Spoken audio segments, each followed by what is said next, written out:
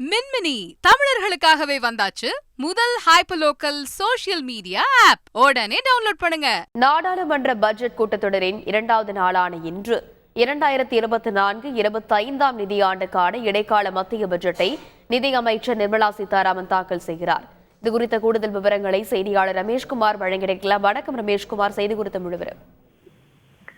வணக்கம். பட்ஜெட் கூட்டத்தொடரின் இரண்டாவது நாளான இன்று நாடே பெரும் ஆவலுடன் எதிர்பார்த்து காத்துக் கொண்டிருக்கக்கூடிய இடைக்கால பட்ஜெட் இன்று தாக்கல் செய்யப்படுகிறது. 2024-25 நிதியாண்டிற்கான மத்திய இடைக்கால பட்ஜெட். அதாவது தேர்தலுக்கு முன்பு தாக்கல் செய்யப்படுகின்ற பட்ஜெட் என்பதால் வெறும் ஒரு 6 மாத காலங்களுக்கான ஒரு தற்காலிக பட்ஜெட் மட்டுமே இன்று தாக்கல் செய்யப்படும். புதிய அரசு அமைந்த பிறகு முழுமையான பட்ஜெட் என்பது தாக்கல் செய்யப்படும். காலை 11 மணிக்கு நிதியமைச்சர் நிர்மலா சீதாராமன் இந்த பட்ஜெட் உரையை தாக்கல் செய்து சுமார் 1.5 மணி நேரம் உரையாற்றுவார் என எதிர்பார்க்கப்படுகின்றது. வழக்கம் போலவே இந்த ஆண்டும் அது பட்ஜெட்டாக அமைந்திருக்கிறது. பட்ஜெட் உரைகள் அனைத்தும் அந்த உறுப்பினர்களுக்கு அந்த கணினி திரையில் அந்த வழங்குவதற்கு ஏற்பாடு செய்யப்பட்டிருக்கிறது. முன்னதாக காலை 10 மணிக்கு மத்திய அமைச்சரவை இந்த இடைக்கால பட்ஜெட்டிற்கு ஒப்புதல் வழங்க இருக்கின்றது.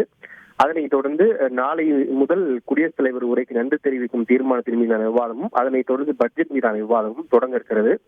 குறிப்பாக இது தேர்தல் கால பட்ஜெட் என்பதால் புதிய அறிவிப்புகள் என்ன இருக்க போகிறது என்ற எதிர்பார்ப்பு எழுந்துள்ளது. குறிப்பாக தமிழகம் உள்ளிட்ட மாநிலங்களுக்கு ஏதேனும் சிறப்பு அறிவிப்புகள் இருக்குமா என்கிற ஒரு எதிர்பார்ப்பும் எழுந்துள்ளது. அதே போல பெண்களுக்கு அதிக அளவில் அண்மை காலமாக மத்திய அரசு ஒரு முன்னுரிமை வழங்கி வருகிறது. எனவே பெண்களை கவரக்கூடிய வகையிலான அறிவிப்புகள் இருக்குமா என்கிற ஒரு பெரும் எதிர்பார்ப்பும் இந்த பட்ஜெட்டில் எழுந்துள்ளது. இன்னும் சற்று நேரத்தில் மத்திய பட்ஜெட் தாக்கல் செய்யப்பட உள்ளது. இதனையொட்டி இந்த பட்ஜெட் உரை என்பது தயாராகிவிட்டது. நிதியமைச்சக வளாகத்தில் நிதியமைச்சர் நிர்மலா சீதாராமன் மற்றும் நிதியமைச்சகத்தை சேர்ந்த அதிகாரிகள் ஆகியோரோடு அவர் வழக்கமாக ஒவ்வொரு ஆண்டும் பட்ஜெட் தாக்கல் செய்யப்படுவதற்கு முன்பு செய்யப்படுவது போல ஊடகங்களுக்கு தற்போது போட்டோ ஆப் என்று சொல்லப்படக்கூடிய அந்த உரையுடன் அவர் காட்சி கொடுத்துக் கொண்டிருக்கிறார். அவர் கையில் வைத்திருக்கக்கூடியது பஹி கட்டா என்று சொல்லப்படும், அதாவது ஒரு சுருக்கு பை போன்ற ஒரு இது.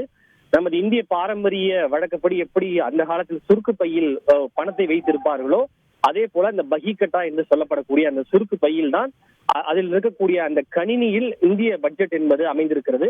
இதனைத் தொடர்ந்து அவர் இங்கிருந்து நேராக குடியரசுத் தலைவரை சந்தித்து அவரிடம் இந்த பட்ஜெட் சூட்கேஸை காட்டி அவர் ஆசி பெறுவார். அதனைத் தொடர்ந்து அவர் நாடாளுமன்றத்திற்கு இந்த பட்ஜெட்டை தாக்கல் செய்வார். தற்போது பட்ஜெட்டை தயாரித்த தனது நிதி அமைச்சக குழுவினருடன் அவர் ஊடகங்களுக்கு போட்டோ ஆப், அதாவது குழு புகைப்படத்திற்கு காட்சி கொடுத்துக் கொண்டிருக்கிறார்.